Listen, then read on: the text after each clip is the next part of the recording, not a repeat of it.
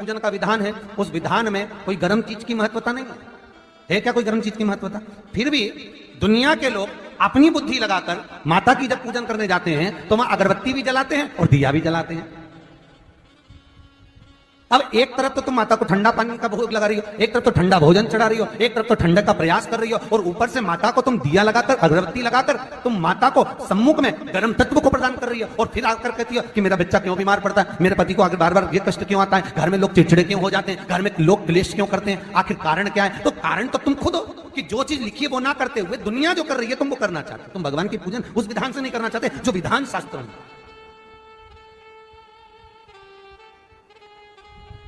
जो शास्त्रार्थ विधान कहता है। महाराज, शीतला माता की पूजन में कहीं ऐसा लिखा है कि तुम दिया लगाना, अगरबत्ती लगाना? शीतला माता की पूजन में लिखा है 1 लोटा पानी लेना, उस जल में पुष्प आदि लेकर माता को ठंडा भोजन का सुंदर भाव से माता का स्नान कराकर पूजन करना, अर्चना करना, कुंकू चावल रोली मोली जो चढ़ा सकते हो, चुनरी वस्त्र आदि जो चढ़ाना हो चढ़ाओ, पर यह नहीं लिखा कि तुम दिया भी लगाना कि अगरबत्ती भी लगाना, क्योंकि गर्म तत्व वहां चाहिए। माता वो शीतल है, शीतला।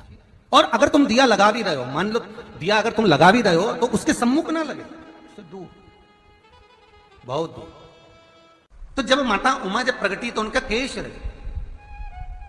भूमि पर गिरा, और भूमि पर गिरने के कारण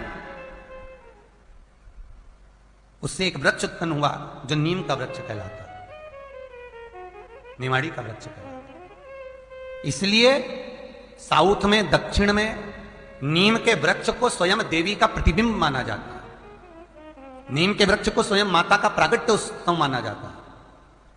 नीम के वृक्ष को स्वयं देवी का भाव वर्णित किया जाता है। और बहुत सुंदर बात है महाराज जी, जिसके शरीर में माता निकल गई हो, दाने दाने पड़ गए हो पूरे शरीर में, बुखार भी बहुत तेज आ रहा हो और पूरे शरीर में माता जी निकल गई हो, 1 लोटा पानी जिसके शरीर में माता जी निकली है उसके पास में रख दो, और वो पानी उठाकर नीम के पेड़ में उस व्यक्ति के ऊपर से 7 बार उतार के नीम के पेड़ में डाल दो। 3 दिन के अंदर उसकी माता जो शरीर में निकली हुई है, दाने दाने पड़े हुए हैं, जो बुखार बहुत तेज आ रहा है, उसमें धीरे धीरे आराम मिलना प्रारंभ हो जाता है।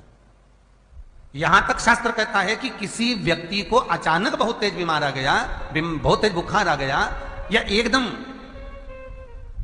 हम तो यहां तक कहेंगे कि ये वायरस चल रहा है, महामारी चल रही है, और कंठ में भी आपको अगर जलन पड़ रही है, कंठ रुक रहा है, बुखार बहुत तेज आ रहा है, शरीर में ताप है, डॉक्टर को दिखाओ मना नहीं है, सब कुछ करो मना नहीं है, और 1 लोटा पानी अपने ऊपर से उतार कर 21 बार नीम के पेड़ में ले जाकर नाम गोत्र बोलकर डाल दीजिए, और नीम के पेड़ के नीचे की मिट्टी को अपने कंठ पर लगा लीजिए। 20 से 25 मिनट बाद आपको आराम लगना प्रारंभ हो जाएगा।